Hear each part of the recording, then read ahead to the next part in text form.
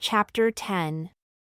And in the 7th year, Jehoiada strengthened himself and took the captains of hundreds, Azariah the son of Jeraham, and Ishmael the son of Jehohanan, and Azariah the son of Obed, and Maaseiah the son of Adiah, and Elishaphat the son of Zichri, into covenant with him.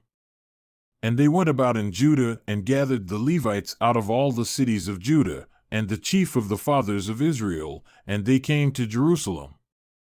And all the congregation made a covenant with the king in the house of God.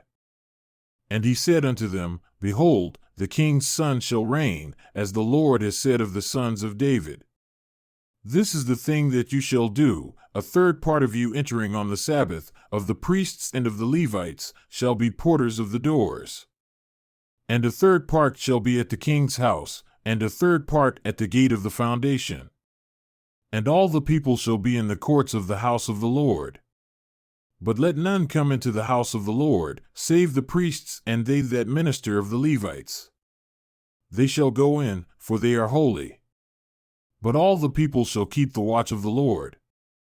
And the Levites shall encompass the king round about, every man with his weapons in his hand, and whoever else comes into the house, he shall be put to death. But be with the king when he comes in and when he goes out. So the Levites and all Judah did according to all things that Jehoiada the priest had commanded, and took every man his men that were to come in on the Sabbath, with them that were to go out on the Sabbath, for Jehoiada the priest dismissed not the courses. Moreover, Jehoiada the priest delivered to the captains of hundreds spears, and bucklers, and shields, that had been King David's, which were in the house of God.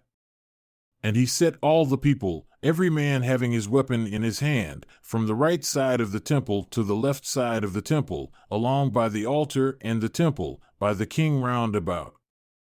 Then they brought out the king's son, and put upon him the crown, and gave him the testimony, and made him king.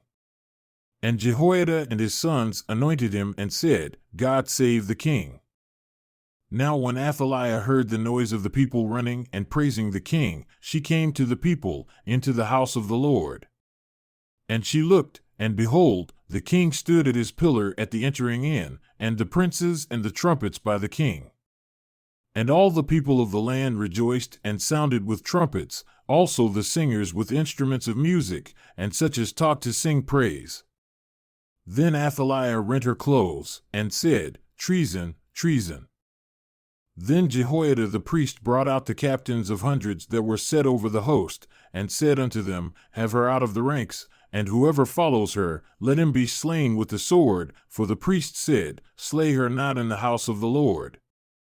So they laid hands on her, and when she had come to the entrance of the horse gate by the king's house, they slew her there. And Jehoiada made a covenant between him, and between all the people, and between the king, that they should be the Lord's people.